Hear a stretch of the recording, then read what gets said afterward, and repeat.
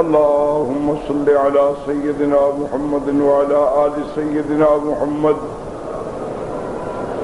كما صليت على إبراهيم وعلى آل إبراهيم في العالمين إنك حميد مجيد.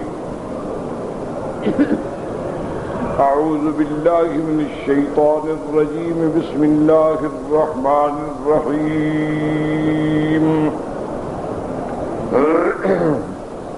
ونفخ في الصور فإذا هم من الأجداث إلى ربهم ينسلون. قالوا يا ويلنا من بعثنا من مرقدنا هذا ما وعد الرحمن وصدق المرسلون. إن كانت إلا صيحة واحدة فإذا هم جميع لدينا محضرون. فاليوم لا تظلم نفس شيئا ولا تجزون إلا ما كنتم تعملون. إن أصحاب الجنة اليوم في شغل فاكهون. هم وأزواجهم في ظلال على الأرائك متكئون. لهم فيها فاكهة ولهم ما يدعون. سلام قولا من رب رحیم. اللہ تبارک و تعالی نے کلام مقدس کی ان آیات مبارکہ میں جیسا کہ آپ پڑھ چکے ہیں کہ اللہ نے ایک بستی والوں کا ذکر فرمایا، ان کے پاس پیغمبر بھیجے، انہوں نے انکار کیا. اللہ کا ایک مومن بندہ ان کی مدد کے لیے آیا، انہیں سمجھایا، لیکن وہ اپنی ضد پہ، کفر پہ، انکار پہ اڑے رہے، اور انہوں نے ان پیغمبروں کو بھی اور اس بندے کو بھی شہید کر دیا. اللہ تبارک و تعالی نے اس کو مدارج عالیہ عطا فرمائے اور حکم دیا کہ جنت کی نعمتوں میں تم داخل ہو جاؤ. اس کے باوجود بھی اس کی یہ تمنا رہی کہ کاش میری قوم کو پتہ چل جاتا اور وہ بھی اسلام لے آتا. پھر اللہ تبارک و تعالی نے مجموعی طور پہ احوال بیان کیے کہ سابقہ امتوں میں یہی ہوتا آیا ہے کہ جب بھی کوئی پیغمبر آیا، رسول آیا، ان قوموں نے استہزاء کیا، انکار کیا اور ان کے بات نہ مانی بلکہ استہزاء کرتے رہے. ما یاتیہم من رسول الا کانوا بہ یستہزئون.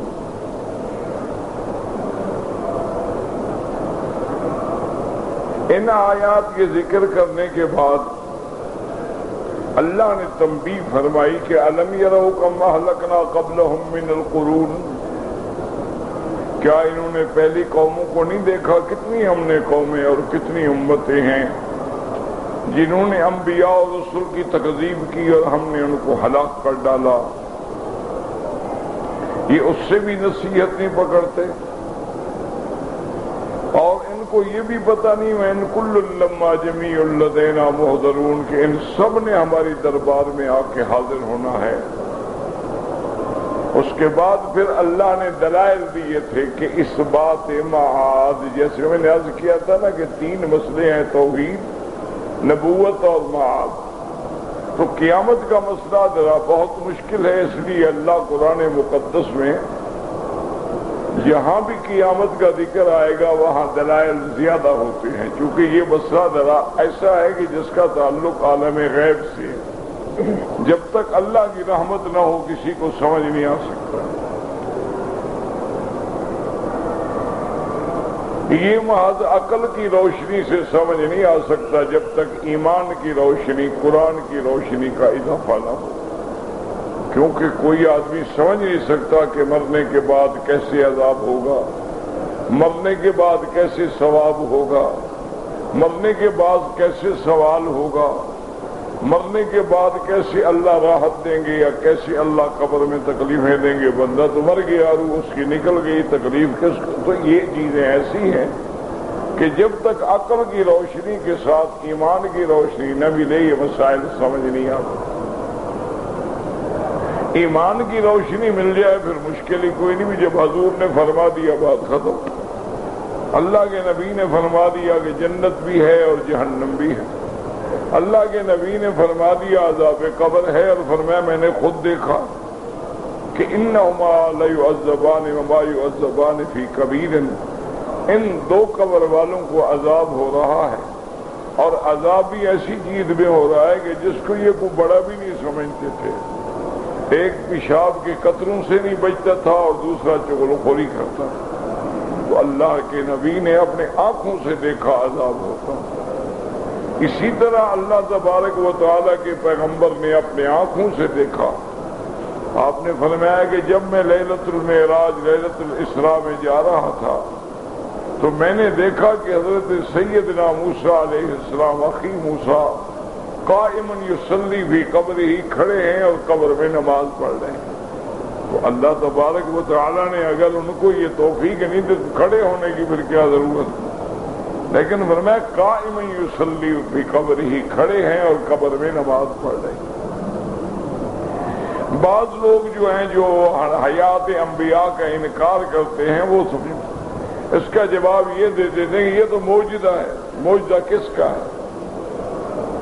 یعنی معجزہ حضور کا دیکھنا ہے یا معجزہ موسیٰ علیہ السلام کا نماز پڑھنا ہے؟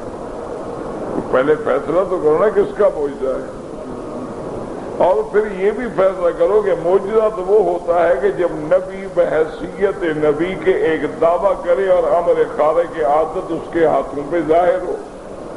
یہاں تو کوئی دعویٰ نہیں، حضور تو اپنے اسراء و معراج کے لیے تشریف لے جا رہے ہیں، اور آپ نے فرمایا کہ مررت بقبر اخی موسیٰ وہو قائم یصلی، میں نے دیکھا ہے کہ وہ کھڑے ہوئے نماز پڑھ رہے ہیں، اور آپ نے نشاندہی بھی فرمائی کہ عند الکثیب الاحمر، سرخ ریت والا جو ٹیلا ہے اس کے قریب حضرت موسیٰ علیہ السلام کی قبر۔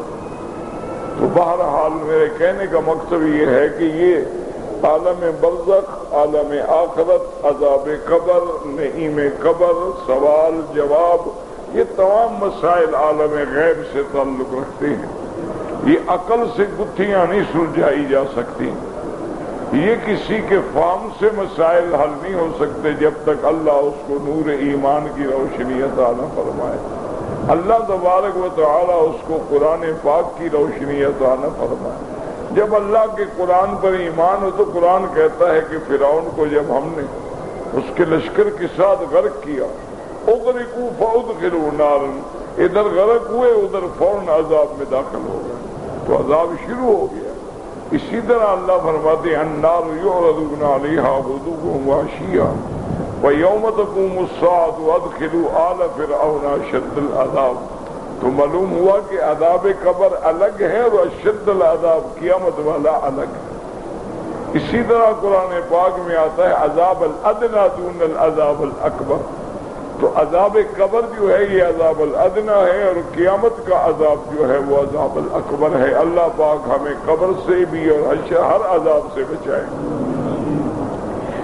اب اس پہ اللہ دلائل دیتے ہیں وآیۃ اللہم الارض المیتۃ واحییناہا، اللہ نے فرمایا ان کے لیے نشانی ہے، دیکھو ہم نے کیسے مردہ زمین کو زندہ کیا، وَأَخْرَجْنَا مِنْهَا حَبًّا فَمِنْهُ يَأْكُلُونَ، پھر اس سے ہم نے تمہارے لیے گندم پیدا کی، دانے پیدا کیے جو تم کھاتے ہو، وَجَعَلْنَا فِيهَا جَنَّاتٍ مِّن نَخِيلٍ، پھر ہم نے اس میں تمہارے لیے باغ پیدا کی، من نخیل وعناب، کھجوروں کے باغ اور انگوروں کے باغ، وفجرنا فیہا من العیون، اور اس میں ہم نے چشمے جاری کیے، لیاکلوا من ثمرہ وما عملت ایدیہم افلا یشکرون، تاکہ اس کے پھل کھائیں جس کو تمہارے ہاتھوں نے نہیں بنایا، تم نے تو زیادہ سے زیادہ ایک گٹھلی کو مٹی میں ڈالا ہے، اس سے درخت نکالنا تو اللہ تبارک و تعالی کا کام ہے۔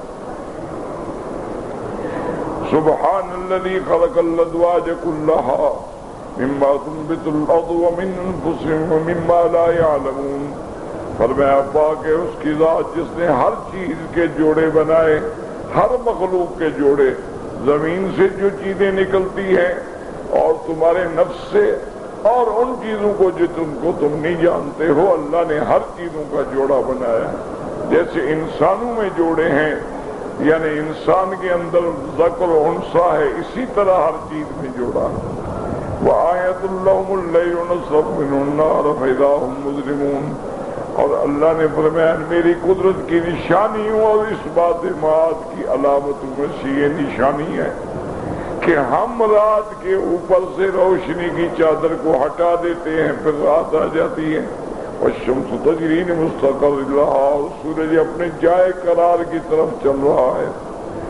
ذالک تقدیر العزیز العلیم، یہ سارا نظام جو ہے اس قادر کا ہے جو غالب بھی ہے، جو علم والا ہے۔ والقمر قدرناہ منازل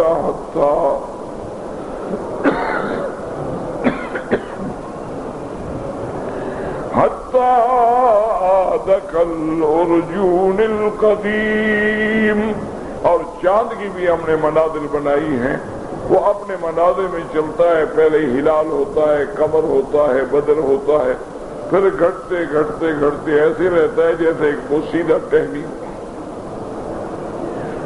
للشمس ينبغي لها أن تدرك القمر، نہ تو سورج چاند کو پکڑ سکتا ہے، نہ رات دن سے پہلے آ سکتی ہے، اپنے نظام پہ آئے گی۔ وَكُلٌّ فِي فَلَكٍ يَسْبَحُونَ، اور سب کے سب جو ہیں یہ فلک کے اندر تیر رہے ہیں۔ یاد رکھیں فلک الگ چیز ہے اور آسمان الگ چیز ہے۔ فرمایا وَآیَةُ اللَّهُ مَنَّا حَمَلْنَا ذُرِّيَّتَهُمْ فِي الْفُلْكِ الْمَشْحُونِ، اور میرے قدرت کی نشانیوں میں سے ہے کہ ہم نے ان کو ایسی کشتی پہ سوار کیا جو بھری ہوئی ہے۔ پانی کا پیدا کرنا، کشتی کا بنانا، پھر کشتی اتنی بھری ہوئی اور اس کا پانی میں نہ ڈوب جانا، یہ سب میری قدرت کی علامتیں ہیں۔ وَخَلَقْنَا لَهُم مِّن مِّثْلِهِ مَا يَرْكَبُونَ، اور اس جیسی اور بھی ہم پیدا کریں گے، یعنی اور بھی کشتیاں دنیا میں قیامت تک پیدا ہوں گی۔ یہ مانا علماء نے فرمایا کہ جیسے یہ پانی کی کشتی ہے، اسی طرح ہم نے خشکی کے لیے اونٹ پیدا کیے ہیں۔ وَإِن نَّشَأْ نُغْرِقْهُمْ فَلَا صَرِيخَ لَهُمْ وَلَا هُمْ يُنقَذُونَ إِلَّا رَحْمَةً مِنَّا۔ اللہ فرماتے ہیں اگر ہم چاہیں تو ان کو غرق کر دیں، کوئی ان کی آواز سننے والا بھی نہ ہو، کوئی چھڑانے والا بھی نہ ہو مگر میری رحمت۔ وَمَتَاعًا إِلَىٰ حِینٍ، اور کچھ مدت تک ہم نے ان کو نفع اٹھانے کا موقع دیا۔ وَإِذَا قِيلَ لَهُمُ اتَّقُوا مَا بَيْنَ أَيْدِيكُمْ وَمَا خَلْفَكُمْ لَعَلَّكُمْ تُرْحَمُونَ، جب ان کو کہا جاتا ہے کہ تم اللہ سے ڈرو کہ کیا ہم آگے بھیج رہے ہو، کیا پیچھے چھوڑ رہے ہو، تم اللہ سے ڈرو گے تو اللہ تم پہ رحم کریں گے۔ وَمَا تَأْتِيهِم مِّنْ آیَةٍ مِّنْ آیَاتِ رَبِّهِمْ إِلَّا كَانُوا عَنْهَا مُعْرِضِينَ، جب بھی ان کے پاس کوئی اللہ کی نشانی آتی ہے تو یہ رخ پھیرتے ہیں۔ وَإِذَا قِيلَ لَهُمْ أَنفِقُوا مِمَّا رَزَقَكُمُ اللَّهُ، اور جب ان کو کہا جاتا ہے کہ اس سے خرچ کرو جو تم کو اللہ نے رزق دیا، قَالَ الَّذِينَ كَفَرُوا لِلَّذِينَ آمَنُوا، اب کافر مومنوں کو کہتے ہیں بطور مذاق، أَنُّطْعِمُ مَن لَّوْ يَشَاءُ اللَّهُ أَطْعَمَهُ، کہ ہم ان کو دیں جن کو اللہ نے بھی نہیں دیا، اللہ نے ان کو غریب بنایا، بھوکا بنایا، ہم کیوں دیں؟ لہذا ہم بھی چاہتے ہیں اسی طرح رہیں۔ إِنْ أَنْتُمْ إِلَّا فِي ضَلَالٍ مُّبِينٍ، تم تو بڑی گمراہی میں پڑے ہو، ہمیں کہتے ہو کہ ان کو تو ہم کیوں دیں بھائی؟ اگر اللہ چاہتے تو اللہ دے دیتے، جب اللہ نے نہیں دیا ہے تو ہم ان کو کیوں دیں؟ وَيَقُولُونَ مَتَىٰ هَٰذَا الْوَعْدُ، یہ بھی استہزاء ہے کہ مومنوں کو کہتے ہیں کہاں ہے وہ قیامت کا وعدہ، اگر تم سچے ہو کہ قیامت آئے گی تو کدھر ہے وہ قیامت؟ اللہ نے فرمایا میرے مدنی ما ينظرون الا صيحة واحدة تأخذهم وهم يخصمون. اللہ نے فرمایا یہ بدبخت نہیں انتظار کر رہے مگر ایک چیخ کی، جب وہ آئے گی تو فوراً ان کو پکڑ لے گی اور یہ جھگڑ رہے ہوں گے اور قیامت آ جائے گی. فلا يستطيعون توصية، نہ تو یہ کسی کو وصیت کر سکیں گے، ولا الى اہلہم یرجعون، نہ اپنے گھروں کو لوٹ سکیں گے. مانا قیامت اچانک آئے گی. اگر کوئی سفر میں ہے سفر میں مر جائے گا. حتیٰ کہ حدیث میں آتا ہے کوئی آدمی کپڑا خرید رہا ہوگا، کپڑے پہ بحث ہو رہی ہوگی بھی کتنے کا گز ہے کتنے کا گز ہے، اسی میں قیامت قائم ہو جائے گی تو کپڑا بھی وہیں ہر شے وہیں رہ جائے گا. فرمایا کوئی آدمی حوض بنا کے اس کا پرستر کر رہا ہوگا تو قیامت قائم ہو جائے گی. اس لیے اللہ فرماتے ہیں کہ تم پہلے اللہ سے ڈرو اور تیاری کر دو، پھر تو نہ وصیت کرنے کا موقع ملے گا اور نہ گھر جانے کا موقع ملے گا. جہاں کھڑے ہو وہی قیامت آ جائے گی. وَنُفِخَ فِي الصُّورِ،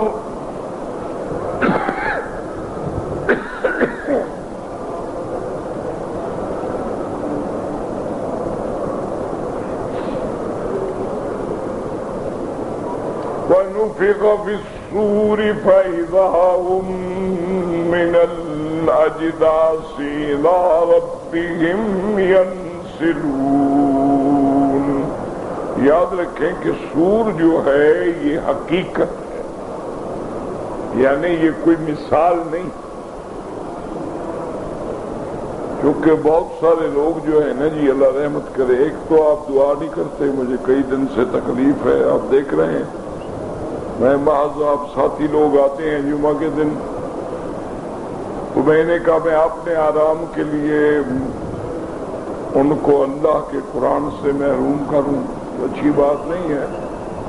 بہرحال کسی کے دل سے تو دعا نکل ہی جائے گی، کہنے سے تو کوئی کرتا نہیں. دعا وہ ہوتی ہے جو دل سے نکلے. بس یہ رسم بھی ہے سنت بھی ہے ایک دوسرے سے کہو کہ دعا کرو. سیدنا عمر رضی اللہ تعالی عنہ سرکار دو عالم کی خدمت میں آئے کہ یا رسول اللہ میں عمرے پہ جا رہا ہوں مکہ شریف، اجازت لینے کے لیے آیا ہوں. آپ نے فرمایا عمر ہمیں دعا میں نہ بھول جانا. اب نبی کا مقام کہاں اور عمر کا مقام کہاں ہے، لیکن فرمایا لا تنسا ان دعائک یا اخی عمر، ہمارے بھائی عمر ہمیں دعاؤں سے نہ بھول جانا. تو اس لیے دعا کا کہنا جو ہے یہ بھی سنت ہے کہ ایک دوسرے سے آدمی کہے کہ تم میرے لیے دعا کرو، اس سے کہے کہ میرے لیے دعا کرو. لیکن اصل جو دعا ہے نا وہ ہوتی ہے جو دل سے نکلتی، پھر اس کو دنیا کی کوئی طاقت نہیں روک سکتی. اسی لیے حکم ہے نا کہ اتقِ عن دعوت المظلوم، کسی پہ ظلم نہ کیا کرو، مظلوم کی بد دعا سے بچو، اس کی بد دعا سیدھی عرش پہ جاتی.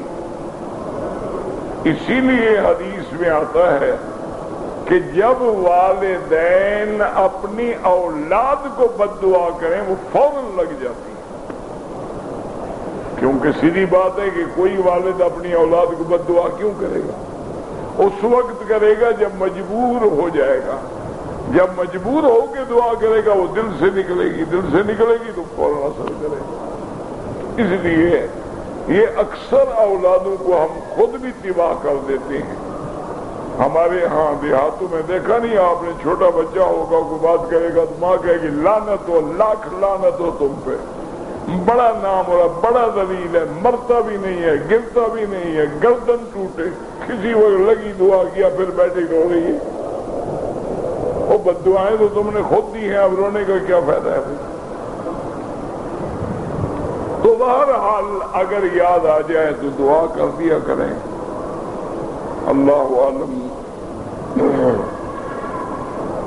کوئی ابھی تو پتہ بھی نہیں ہے کہ تکلیف کی وجہ کیا ہے، سبب کیا ہے، اسباب کیا ہے۔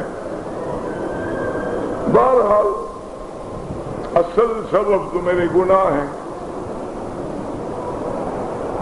سیدنا عبداللہ ابن مسعود رضی اللہ تعالی عنہ بیمار ہوئے،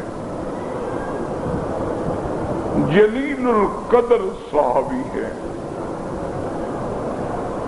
سیدنا عثمان امیر المؤمنین ثالث الخلفاء داماد محمد مصطفیٰ عیادت کے لیے تشریف لائے، سلام کیا، بیٹھے،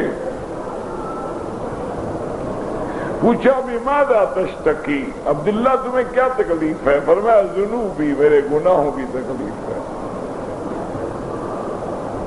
فرمایا بما تشتہی، کیا چاہتے ہو؟ کہا رحمت ربی، اس کی رحمت چاہتا ہوں، اور کیا چاہتا ہوں۔ تو حضرت عثمان نے فرمایا سنرسل لک طبیبا، میں مدینہ منورہ سے کوئی طبیب بھیجوں تمہارے علاج کے لیے؟ آپ نے فرمایا طبیب رعانی، میرے طبیب نے مجھے دیکھا ہے۔ میں کہا بماذا قال، تو طبیب تمہارا کیا کہتا ہے، تمہیں کیا بیماری ہے؟ تو حضرت عبداللہ نے فرمایا میرا طبیب کہتا ہے افعل ما اشاء، میں جو چاہوں گا کروں گا، تم کون ہو پوچھنے والا؟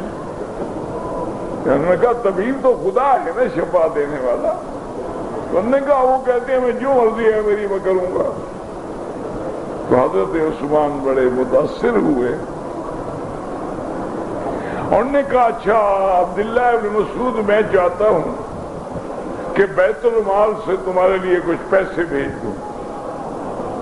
انہوں نے فرمایا جوانی میں اور زندگی میں تم نے بھیجے نہیں، اب مرنے کے وقت بھیج کے کیا فائدہ بھائی؟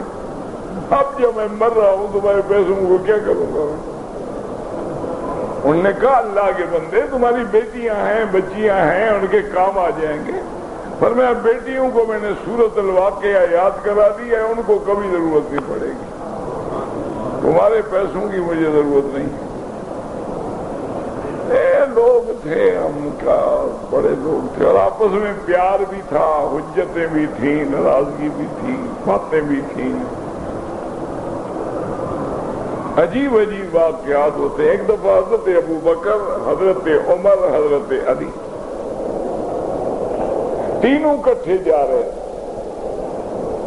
اچھا خدا کی شان یہ ہے، ادھر حضرت ابو بکر تھے، ادھر حضرت عمر تھے، درمیان میں حضرت علی تھے۔ حضرت علی کا قد چھوٹا تھا اور یہ دونوں بڑے قد کے تھے۔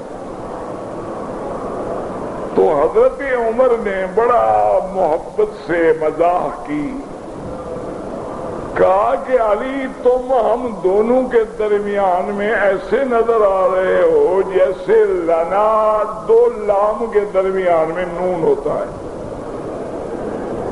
دیکھو نا لنا، لکھو نا لنا، ادھر بھی لام، ادھر الف، درمیان میں تو نون چھوٹا ہوتا ہے نا۔ تو حضرت علی کا قد مبارک بھی چھوٹا تھا نا، تو نے کہا یار تم تو ایسے لگ رہے ہو جیسے لنا کے درمیان میں نون ہو۔ حضرت علی نے فرمایا اگر نون نکال لو تو تم بھی تو لا رہ جاؤ گے نا، تم بھی تو کچھ ہی نہیں رہو گے نا۔ ہم نے فرمایا کہ اگر وہ نون نکال لو تو پھر کیا بچے گا؟ لام الف لا، کچھ نہیں، تو تمہاری حیثیت بھی ختم ہو جائے گی، نکالو نون کو، کیسے نکالتے ہو؟ تو سارے ہنس پڑے اور ملے، کیا محبت تھی، کیا پیار تھا۔ یہ تو دشمنوں نے قصے بنائے ہیں نا کہ دشمنی تھی اور فلاں تھا، یہ تو سارے یہودیوں کے قصے ہیں۔ صحابہ میں کوئی جھگڑا نہیں، یاد رکھو۔ وہ جھگڑے ایسے ہوتے تھے جیسے ماں باپ میں ہو جاتا ہے، باپ بیٹے میں ہو جاتا ہے، بھائی بھائی میں ہو جاتا ہے۔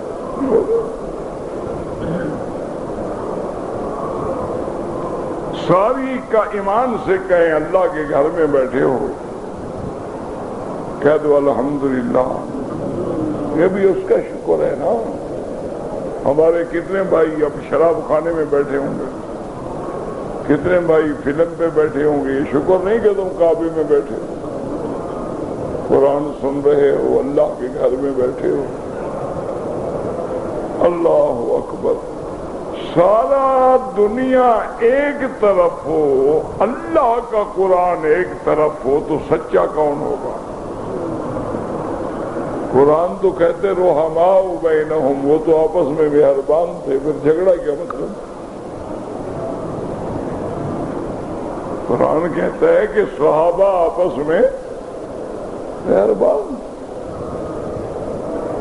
ان میں تو کچھ جھگڑے ہوتے ہیں، کس میں نہیں ہوتے ہیں جھگڑے؟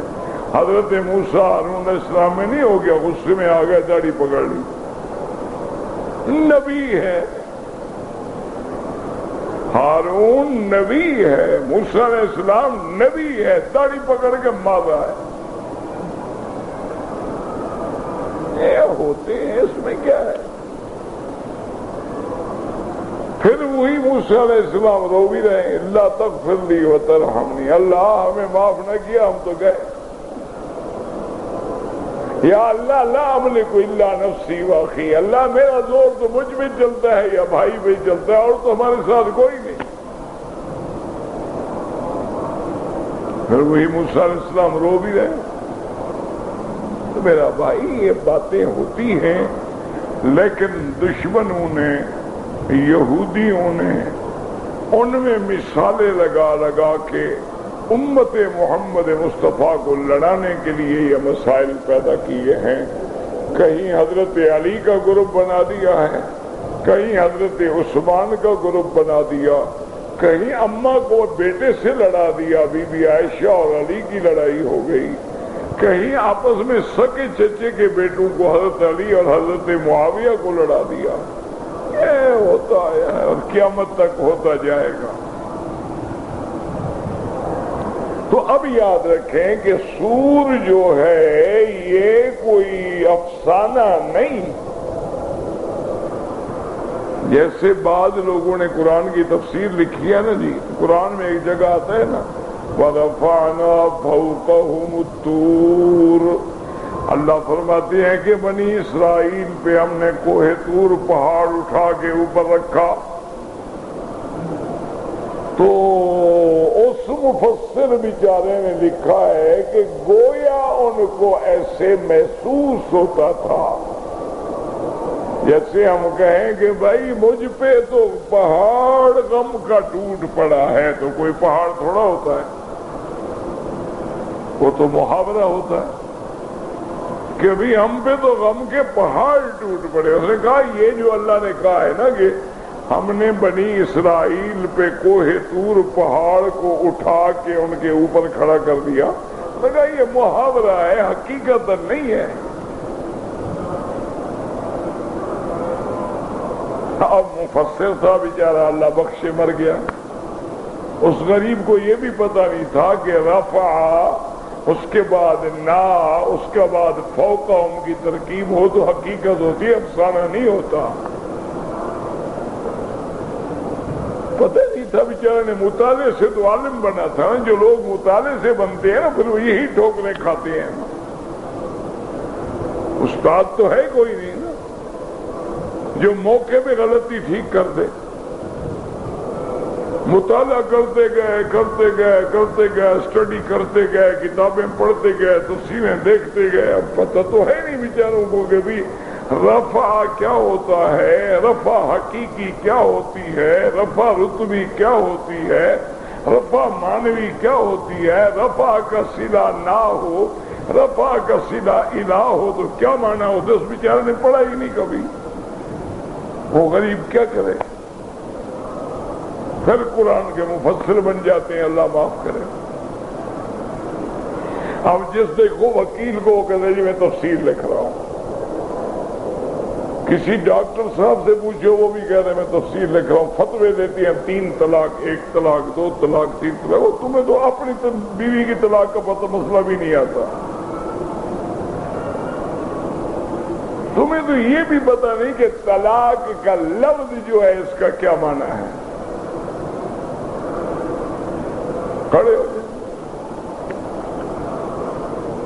اور آج کل اللہ کا کوئی ہمارے گناہوں کی وجہ سے ایسا عذاب آیا ہے کہ یہ جو چینل چلے ہیں نا جی، شریف اور صحیح علماء جاتے نہیں، اور جتنے غلط ہیں جاہل ہیں وہ آ گئے چینلوں پہ.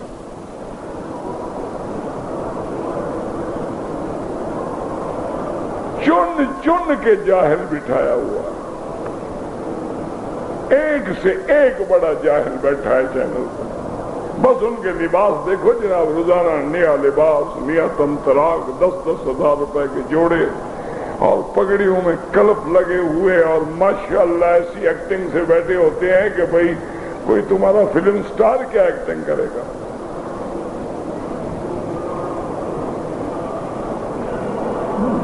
مسئلہ نہ ان کو آتا ہے نہ ان کے اور کسی کو آتا ہے. وہ ہمارے ملتان میں ایک ہوتے تھے بڑے زمیندار بھی تھے، اور پتہ نہیں نام بھول گیا مجھے، نواب تھے، خاکوانی شیخ تھے. انہوں نے ایک مسجد مدرسہ بنایا. اچھا تھے وہ کاظمی صاحب کے مرید. کاظمی صاحب ایک عالم تھے، بریلوی علماء میں سے تھے، فوت ہو گئے، اللہ بخشے. ان کے مرید تھے. مدرسہ جو بنایا تو اس میں سارے مدرس دے بندی، امام دے بندی، مؤذن دے بندی، پڑھانے والے دے بندی. تو ایک دن کوئی تقریب تھی تو ان کے پیر صاحب حضرت کاظمی صاحب تشریف لائے. ان کو لوگوں نے سمجھایا کہ جناب مرید آپ کا ہے، مدرسے میں مدرس سارے دے بندی وہاں بھی ہیں. اچھا مرید ہے آپ کا. تو کاظمی صاحب کو بھی غصہ آ گیا. انہوں نے کہا نواب صاحب یہ کیسی بات ہے، ہمارے مرید بھی بنتے ہو اور مدرسے میں مدرسین بھی تم نے سارے وہابی اکٹھے کیے ہوئے ہیں. وہ کھڑا ہو گیا، نواب تھا. انہوں نے کہا حضرت میں آپ کا مرید ہوں، آپ کا جوتی بردار ہوں. جو کام آپ کو آتا ہے میں نے کبھی ان کو نہیں بلایا. 11ویں پر آپ کو بلاتا ہوں، میلاد پہ آپ کو بلاتا ہوں، رجبی پہ آپ نہیں. میں کہاں سے لے آؤں مولوی؟ آپ کل مجھے مدرس بھیج دیں، میں سارے نکال دیتا ہوں. چپ کر. عالم آدمی تھے کاظمی صاحب، سمجھدار. انہوں نے کہا بات تو ٹھیک کہہ رہا ہے، ہم کہاں سے دیں گے اس کو مدرس؟ ہمارے تو مدرسوں میں بورڈ لگے ہوئے ہوتے ہیں، فتوے لینے والا آتا ہے، وہ فتویٰ دوسرے ہمارے مدرسے میں آ جاتا ہے، وہاں سے فتویٰ لکھا کے لے جاتے ہیں، اسی کو نقل کر کے اپنی مہر لگا کے دے دیتے ہیں. یہ فتویٰ انا للہ و انا الیہ. اسی طرح اب ہمیں نئے مفسر ٹکرے ہیں. وہ کہتے ہیں جی کہ عیسیٰ علیہ السلام کا معاملہ جو ہے نا مشتبہ ہو گیا ہے کہ بھئی پتہ نہیں اٹھائے گئے، پتہ نہیں اٹھائے گئے، پتہ نہیں قتل ہوئے، پتہ نہیں ہوئے. تو پھر وہی مسئلہ تو قادیانی کہتا ہے جو تم کہہ رہے ہو.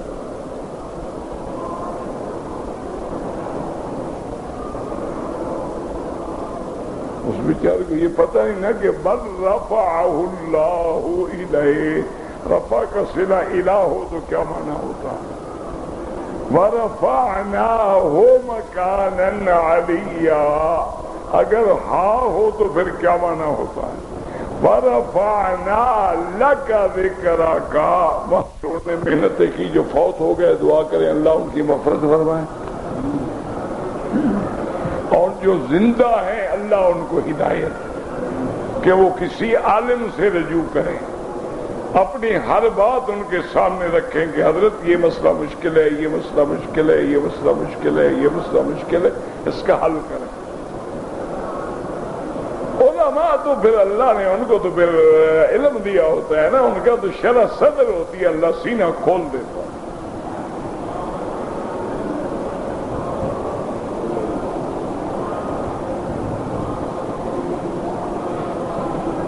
اب جناب سمجھیں کہ سور جو ہے وہ یہ حقیقت ہے، یہ کوئی مذاق یا ڈرامہ نہیں. حضور نے فرمایا کہ سور ہے قرن ينفخ، اسی میں فرشتہ اللہ کے حکم سے پھونک ماریں گے. اسی طرح حدیث میں ہے کہ صحابہ نے کہا یا رسول اللہ، جب بھی نام آئے نا صلی اللہ علیہ وسلم کہا، یہ بڑا بخیل ہوتا ہے آدمی حضور کا نام سنے اور آگے صلی اللہ علیہ وسلم نہ کہے، محروم ہوتا ہے، شقی ہوتا ہے، بدبخت ہوتا ہے وہ بندہ۔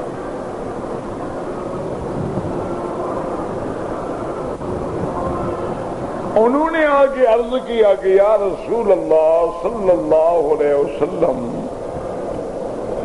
اب الحمدللہ اسلام کو ترقی ملی ہے، فتوحات ہوئے ہیں، باہر کے لوگ آتے ہیں، بڑے بڑے سردار آتے ہیں، بڑے بڑے قبائل کے لوگ آتے ہیں ملنے کے لیے، مہربانی کریں اجازت دیں ایک جوڑا تو ہم آپ کے لیے اچھا بنوا لیں،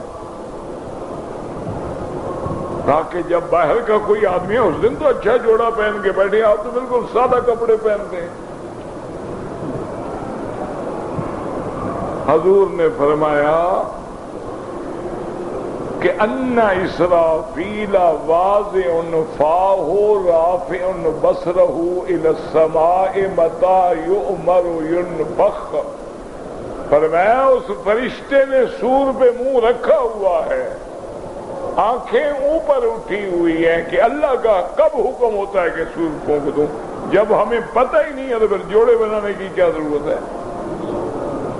پتہ ہے نصیب بھی ہوگا کہ نہیں ہوگا؟ یعنی سور حقیقت ہے، یاد رکھو، میرے کہنے کا مقصد یہ ہے کہ یہ افسانہ نہیں ہے، جیسے بعض جاہلوں نے لکھ دیا، تفسیر قرآن میں لکھ دیا کہ دجال ایک افسانہ تھا۔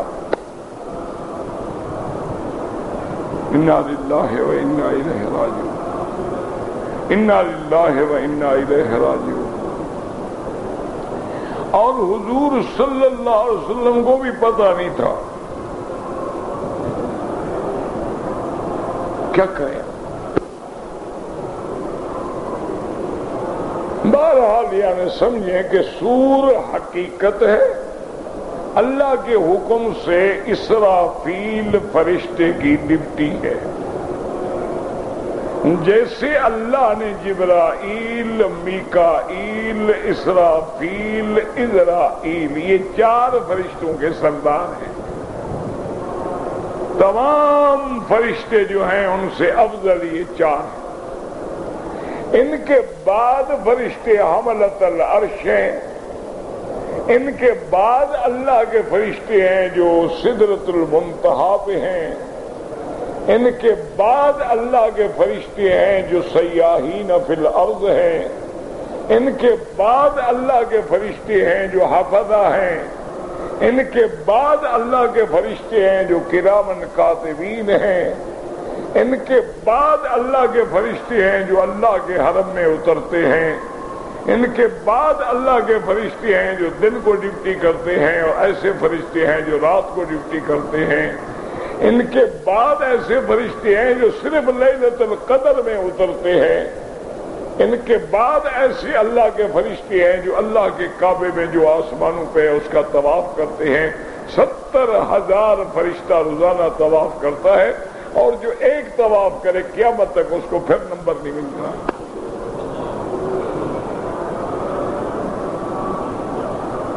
تو اللہ نے ملائکہ کے ذمے رکھا ہوا ہے، اسی لیے یہودیوں نے ایک دفعہ حضور سے پوچھا نا یا رسول اللہ آپ کے پاس جو فرشتہ آتا ہے اس کا نام کیا ہے؟ حضور نے فرمایا اس کا نام جبرائیل ہے۔ انہوں نے کہا بس اب ہم آپ کے ساتھ سلو نہیں کر سکتے، یہ جبریل تو ہے جس نے کھانا خراب کیا، سارے عذاب تو یہی لے کے آیا ہے، اس کو ہم نہیں مانتے، کوئی اور فرشتہ ہوتا تو ہم مان لیتے، لیکن جبریل کو ہم نہیں مانتے، یہ ساری ہماری برادری کو اسی نے برباد کیا ہے۔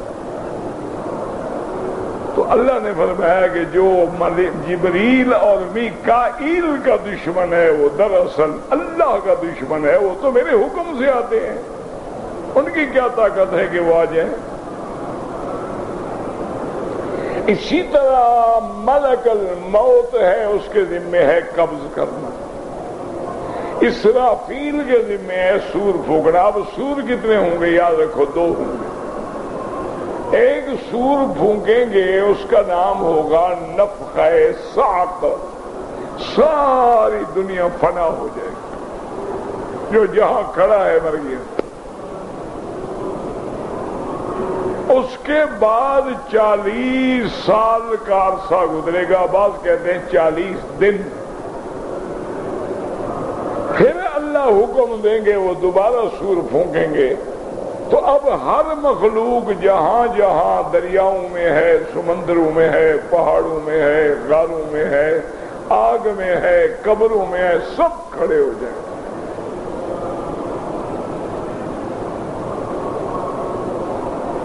تو اسی کو اب اللہ کے قرآن کی یہ آیت جو آج کے سبق میں ہم نے پڑھی ہے وہ یہ بتا رہی ہے کہ وَنُفِخَ فِي الصُّورِ، جب سور میں پھونکا جائے گا، فَإِذَا هُم مِّنَ الْأَجْدَاثِ إِلَىٰ رَبِّهِمْ يَنْسِلُونَ۔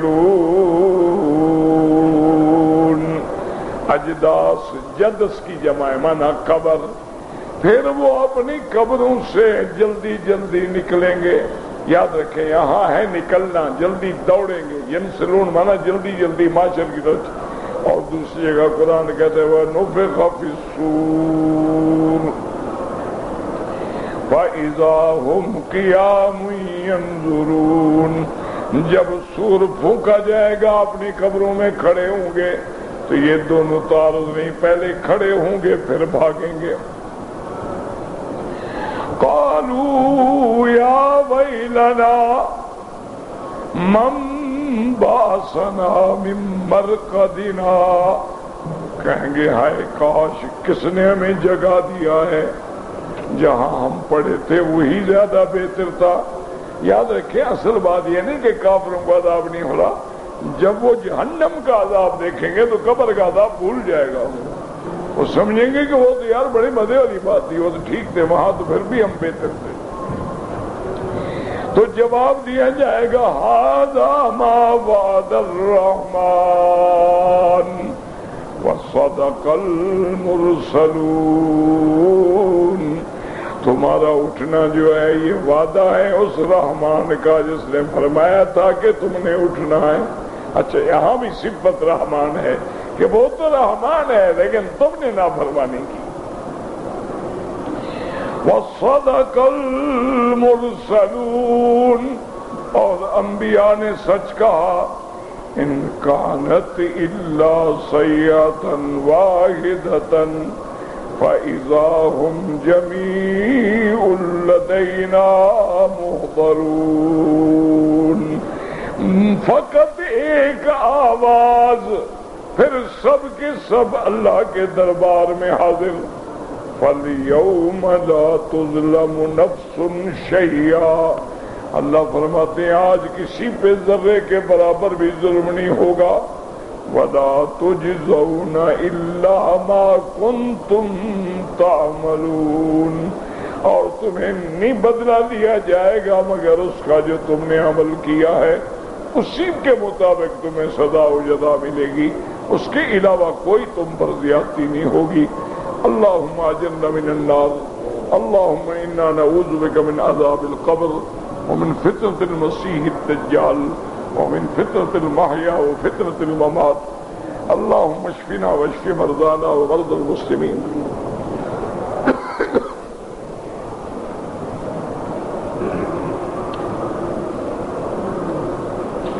آپ جناب میرے لیے دعا کرتے ہیں، آپ کی بڑی مہربانی۔ مسلمان عورت ساڑی باندھ سکتی ہے، میرا بھائی بالکل باندھ سکتی ہے، لیکن ساڑی باندھنے کے انداز مختلف ہوتے ہیں۔ مثلاً بعض عورتیں باڑی باندھتی ہیں، پیٹ کا حصہ بھی ظاہر ہوتا ہے اور کمر کا حصہ بھی ظاہر ہوتا ہے، تو یہ تو بالکل حرام ہے۔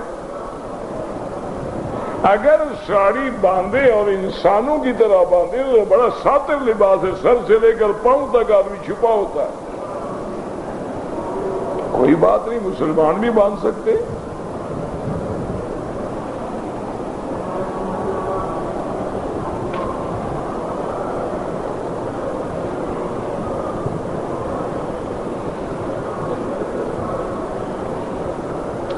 میں نے رات کو حرم شریف پہنچا، طواف کیا، پھر صبح کو صفا مروہ دوڑے، ٹھیک ہے۔ پہلا چکر ہم نے سبز بتی سے شروع کیا، لیکن بعد میں 6 چکر جو ہے ہم نے ٹھیک کیے۔ بار صورت جو چکر غلط کیا ہے نا اس کو جا کے دوبارہ پورا کر دو، احرام باندھنے کی کوئی ضرورت نہیں، صرف نیت کر کے کہ یا اللہ جو چکر مجھ سے نامکمل ہوا ہے اس کو پورا کر رہا ہوں۔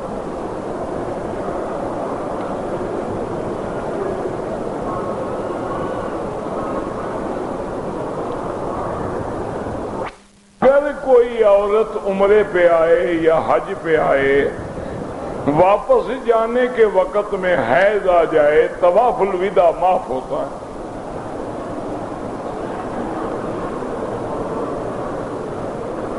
چھوٹے بچے جو ہیں عمرہ کرتے ہیں، طواف کرتے ہیں، نفل نہیں پڑھتے، کوئی حرج نہیں، جتنا کچھ کر سکتے ہیں وہ کر لیں۔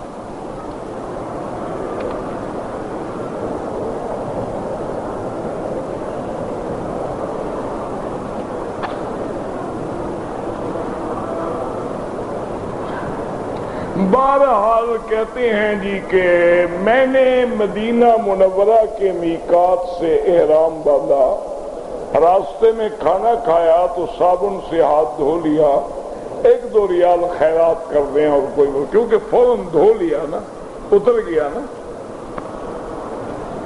میں نے دانت سے ہونٹ کاٹ لیا، کچھ نہیں ہوتا۔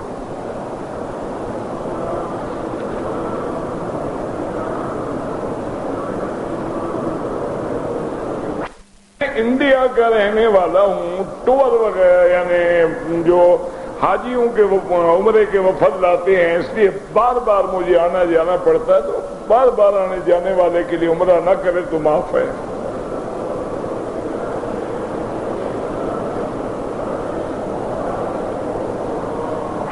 میں کسی کمپنی سے قسطوں پر گاڑی لوں تو قسط پر گاڑی مہنگی ہے کیش سے، وہ جائز ہے، کوئی منع نہیں۔ اس کی وجہ یاد رکھو، دیکھو نا مثلاً یہ کتاب ہے، سود یہ ہے کہ میں آپ کو 10,000 ریال دوں اور کہوں سال کے بعد مجھے 12,000 دو، تو یہ 2,000 میں نے وقت کے بدلے میں لیا ہے، یہ سود ہے، یہ حرام۔ ایک ہے کہ میں نے کہا کہ میرے بھائی نقد لینا ہے، قیمت 10 ریال، ادھار لینی ہے 15 ریال، آپ نے کہا جی مجھے ادھار چاہیے، تو 15 ریال میں گویا آپ نے چیز خریدی ہے، وقت کا بدلہ نہیں ہے یہ۔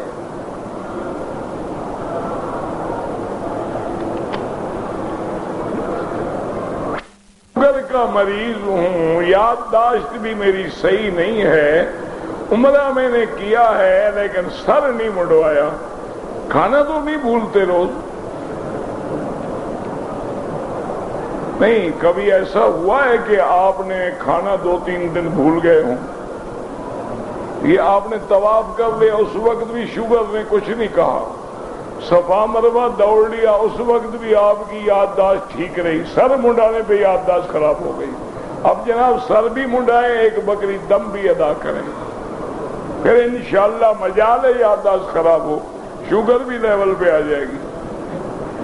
جب 350 ریال کی بکری خریدو گے نا 18 روپے سے ضرب دے کر، انشاءاللہ سارے لیول ٹھیک ہو جائیں گے۔ عمرہ کریں گے، ہر دفعہ احرام دھوئیں گے، کیوں؟ آپ نے برا کام کیا پہلے دفعہ جو عمرہ کیا، احرام پلید ہو گیا، کوئی عقل کرو، کیوں دو ہو گئے؟ جب عمرہ کیا ہے تو احرام دھونے کا کیا تعلق ہے؟ جب تک پاک ہے 100 عمرہ کرو۔ بال جہاں انتہا ہو وہاں پور کے برابر کاٹے جائیں، یہ نہیں کہ یوں پکڑ لو یا یوں پکڑ لو، نہیں، پورے بال پیچھے لے جائے جہاں انتہا ہو۔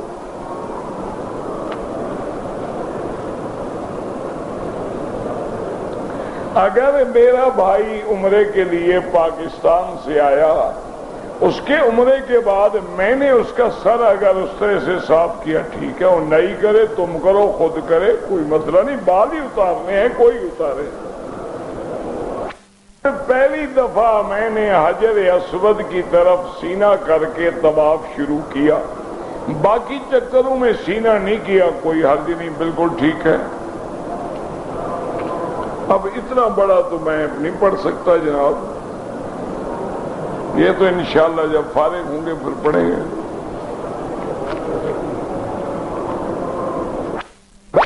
حقیقی معنی نہیں ہے، پھر ٹھیک ہے، ہو سکتا ہے۔ کہتا ہے جی کہ کسی کو ہم کہیں کہ داڑھی رکھو تو وہ کہتا ہے کہ جی حدیث دکھاؤ، اس کو حدیث پڑھنا آتا ہے؟ نہیں، ایسے دکھاؤ جو صحیح ہے، اس کو حدیث پڑھنا آتا ہے؟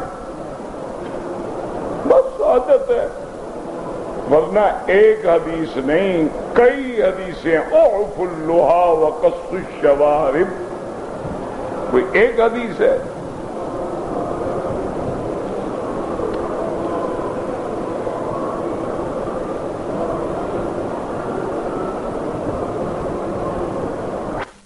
آپ کی مشکلات اللہ پاک رفع فرمائیں۔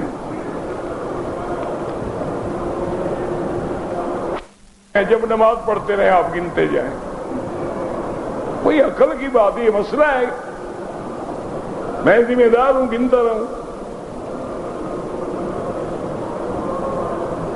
بات کا علاج جو ہے سورۃ البقرہ ہے، نمازی کے آگے بالکل نہ گزریں، مجبور ہوں تو سجدے کی جگہ سے دور گزریں۔ میں نے جدہ سے ایئرپورٹ سے احرام باندھا ہے، پاکستان سے آئے اور احرام جدہ سے باندھا، دم پڑ گئی اور میقات کے عمرے سے بھی محروم ہو گئے۔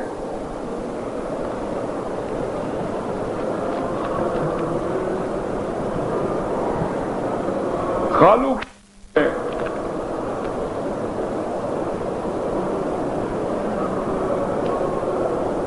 اگر ایک آدمی ڈیوٹی پہ آ رہا ہے پاکستان سے جدے کے لیے، اس کے لیے کوئی عمرہ نہیں ہے، وہ جدے کی نیت سے آ رہا ہے، مکے کی نیت سے آ ہی نہیں رہا۔ جب وہ جدے میں آ جائے، سیٹ ہو جائے، بعد میں عمرہ کرنا چاہے اس کی مرضی ہے۔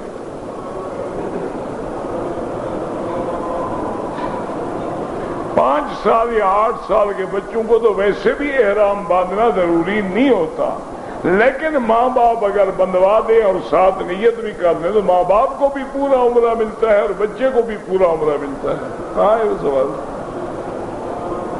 پڑھ رہے ہیں، دیکھ رہے ہیں، پھر وہ اپنی بات پھر شروع کر دیتا ہے درمیان میں آ کر۔ آپ نہیں پڑھی اور نماز استلام نہیں کیا، دوبارہ 2 رکعت پڑھ لیں، بس کچھ بھی نہیں ہے، عمرہ مکمل ہو گیا۔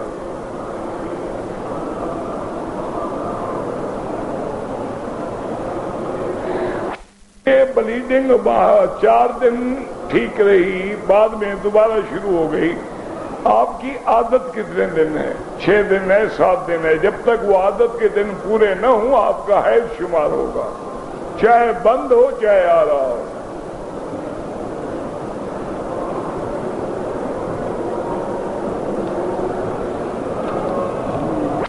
کاج جو آپ نے نہیں پڑھی بعد میں پڑھ لو، کچھ بھی نہیں ہوتا۔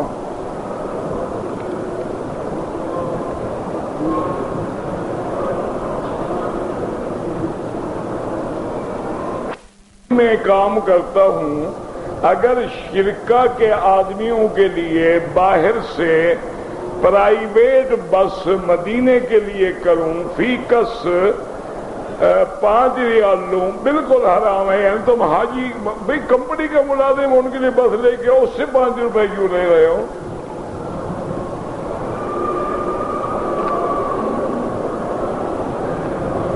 نو سال پہلے اپنا حج کیا ہے، اب اگر میں والدہ کا حج بدل کروں، بالکل کریں اور ضرور کریں۔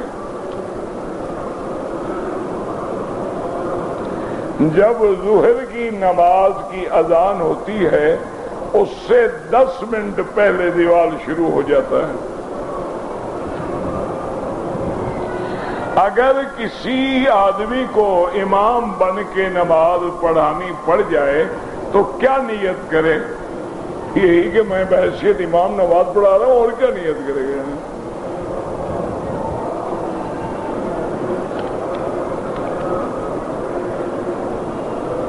اگر کوئی آدمی ہے مثلاً وہ اپنی قوم بدل لیتا ہے، سید بنا لیتا ہے، قریشی بن جاتا ہے، ایسے لوگوں پہ اللہ کے نبی نے لعنت بھیجی ہے۔ من بدل قومہ اور نسب الی غیر ابیہ فعلیہ لعنت اللہ۔ حضور نے فرمایا جو اپنے آپ کو کسی دوسرے باپ کا بیٹا کہے اس پہ اللہ کی لعنت۔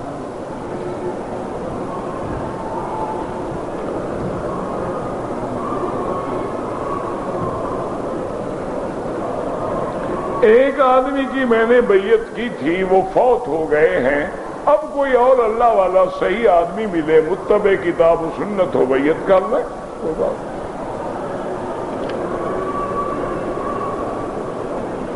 اگر کسی آدمی نے عمرے کا طواف کیا ہے لیکن کندھا نکالنا بھول گیا، کوئی جرمانہ نہیں۔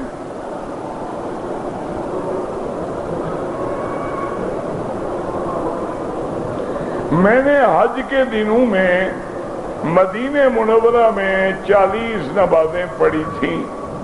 اب اتنا میرے پاس وقت نہیں ہے، کوئی ضروری نہیں، اس وقت بھی ضروری نہیں، اب بھی ضروری نہیں، نصیب ہو اللہ سب کو کرے۔ وہ ایک فضیلت ہے، اس کا زیارت سے کوئی تعلق نہیں۔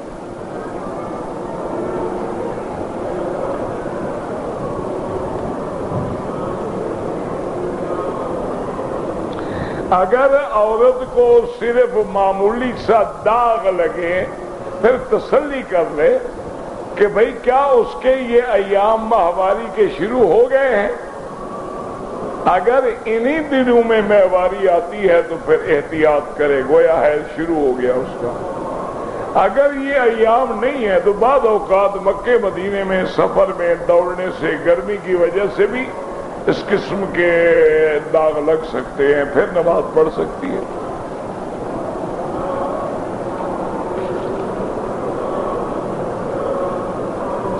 طواف کے بعد کوئی ترتیب نہیں، پہلے ملتزم پہ آ جائیں، پہلے 2 رکعت پڑھ لیں، پہلے زمزم پی لیں، کوئی مسئلہ نہیں ہے۔ اگر میں اپنی حلق خود کروں اور چادر اتار لوں تو کوئی حرج نہیں، آخر چادر تو اتارے گا کوئی بھی ہو، اس میں کیا ہے؟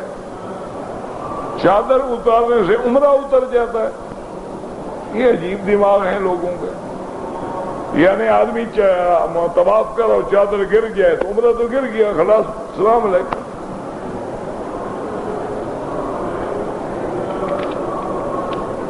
ڈریں تو چادر گرنے سے ڈرتے ہیں، بہادر بنے تو محمد کی سنت کو ٹٹی خانے میں گراتے ہیں۔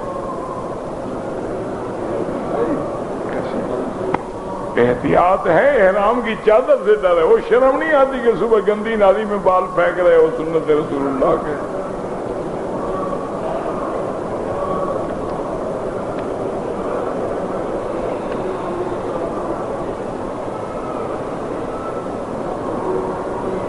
ہم نے دعا منت مانی تھی کہ اللہ اگر ہمیں بیٹا دے گا تو ہم اس کے ساتھ حج کریں گے۔ اللہ نے ہمیں بیٹی دی تو ٹھیک ہے، آپ کی منت تو پوری نہیں ہوئی تو بیٹی بھی بہرحال اولاد ہے، کوئی بات نہیں، لیکن وہ منت آپ کے ذمہ ضروری نہیں ہے، وہ تو بیٹے کے لیے تھی نا۔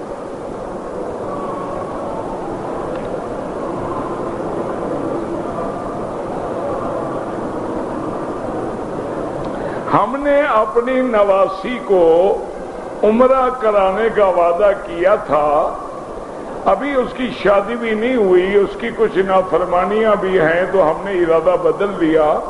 بھائی اگر ممکن ہے آپ کو اس کو عمرہ کرانے سے اللہ ہدایت کا ذریعہ بنا دے تو اس کو محرم کے ساتھ بھیجو، عمرہ کرے۔ اب پتہ نہیں اللہ کعبہ شریف میں آنے کے بعد، طواف کرنے کے بعد، اللہ کے دروازے میں آنے کے بعد اللہ اس کو فرما بردار بنا دے۔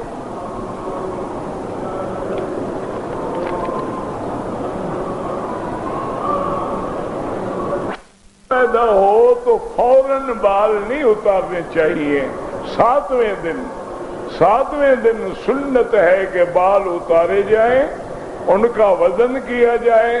مثلاً وزن ہے 1 تولہ، تو 1 تولہ چاندی کی قیمت خیرات کر دی جائے۔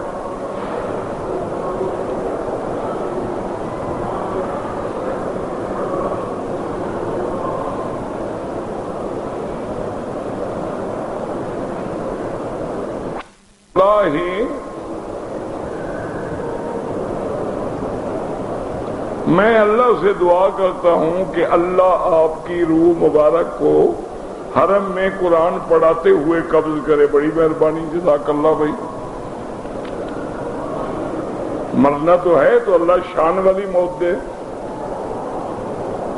اگر ہندو ہمسایہ ہے وہ ہمیں کھانا بھیجے تو ہم لے سکتے ہیں. اگر یقین ہو کہ اس میں کوئی پلید چیز نہیں ملائی ہے تو لے سکتے ہیں، دے بھی سکتے ہیں، لے بھی سکتے ہیں.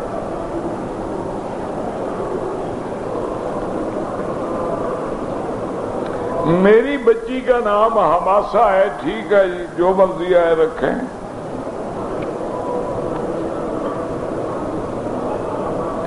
اگر روزے کی حالت میں ایک آدمی اپنی بیوی سے بوس و کنار کر رہا تھا کہ اس کو انزال ہو گیا، استغفار کرے، وہ روزہ بھی فاسد ہو گیا اور روزہ بھی قضا کرے.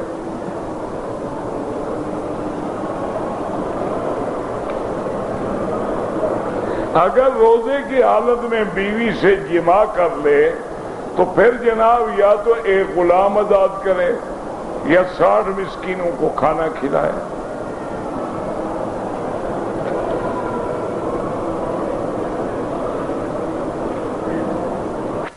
تھی ایئرپورٹ پہ احرام باندھ لیا، نیت جدے میں آ کے کی، دم پڑ گئی. نیت بھی ایئرپورٹ سے کرنی تھی. آپ نے جہاں ایئرپورٹ ہوائی جہاز پہ آ رہے ایئرپورٹ سے نیت کرنی ہوتی ہے. ربنا تقبل منا انک انت السمیع العلیم یا حی یا قیوم یا ذا الجلال والاکرام. اللهم فرج هم المهمومین، نفس کرب المکروبین، واقض الدین عن المدینین، واشفنا واشف مرضانا ومرضى المسلمین، واشفنا واشف مرضانا ومرضى المسلمین.